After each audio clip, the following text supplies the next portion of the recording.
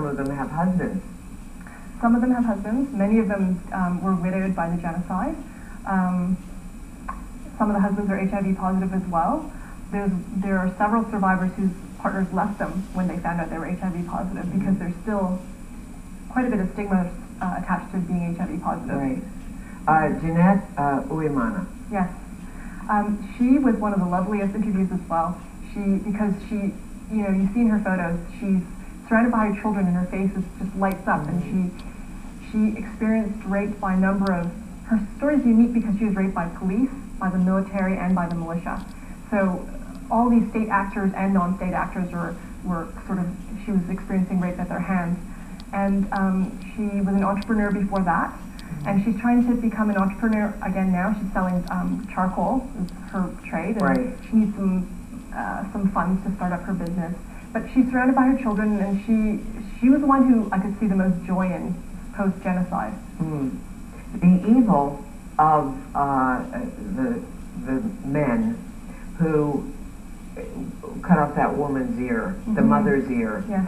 The mother sent her children to the church to be, I can't remember what her name was, but she sent the women to the church to be safe, supposedly. And the who cut her ear off, gave her ear, said, go to the church and show your ear to them and tell them we're coming to kill them.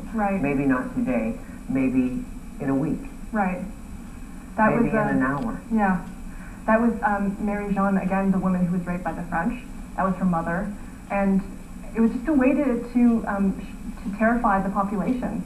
That was something that was common, and something that Anne-Marie and I realized in the course of all our interviews. Something sort of distinct about the rape that was perpetrated in Rwanda was it was horrific, and it was done so publicly to terrify the population. In the day or days after the plane of the president had actually gone down, when the genocide started, the Prime Minister of Rwanda was raped, and her corpse was left in public. And some say she was raped in a very violent way and was left in public for everyone to see, so the population could be terrified by what was happening.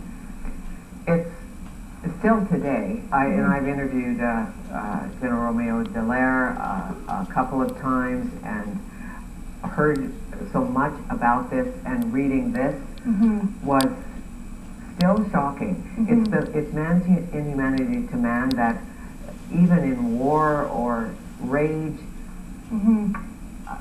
a human is capable of seeing a mother with a baby and throwing the baby into the ditch and raping the mother and leaving her for dead, no matter what the circumstance. Right. That was something that we're still struggling with as the co-authors, and Sandra went to a lot of the genocide sites. Sandra, the photographer. Yes, and it really affected him to see these, because many of the bodies were still, they weren't buried yet, so they were still in sort of the states they were left in 1994. And it's incomprehensible to us, some of the stories